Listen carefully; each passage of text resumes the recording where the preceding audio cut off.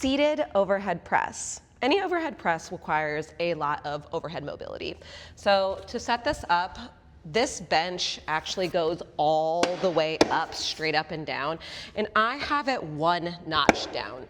Now, if you notice that when you are braced, ribs pulling down and reaching your arms up overhead, that it's a little bit harder for you to get all the way up overhead extension, maybe you lower the bench down one more. That is totally okay.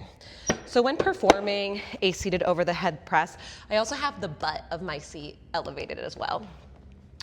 When getting started, I teach the overhead press to be full range of motion because I want happy, healthy shoulders for your entire life.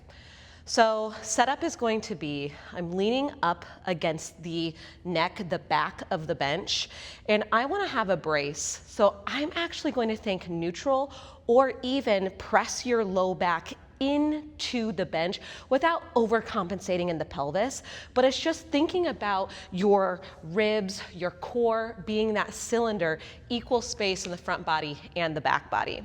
Now, when your arms are up, I recommend that you have your arms out at a 45-degree angle and your forearms are nearly vertical. So when you're getting started, you have a slight rotation in of your palms and your fists are right over your elbows. Now, I know you might see people often stop at the 90-degree angle.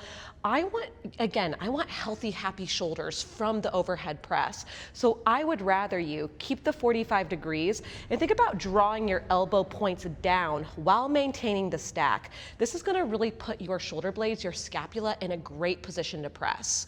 Then when performing the exercise, yes, this is upper body, but the legs are doing something. You're gonna firmly plant down through your feet as you simultaneously press up overhead.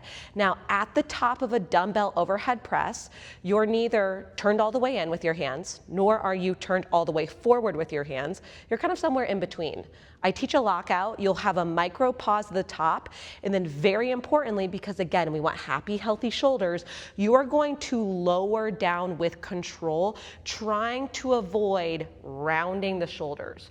We are also trying to avoid overly pressing and arching your back. So the ego does not live in the overhead press. You might get stuck at a weight for a little bit of time, but I promise you, building this solid foundation, your shoulders will move and they will feel so good.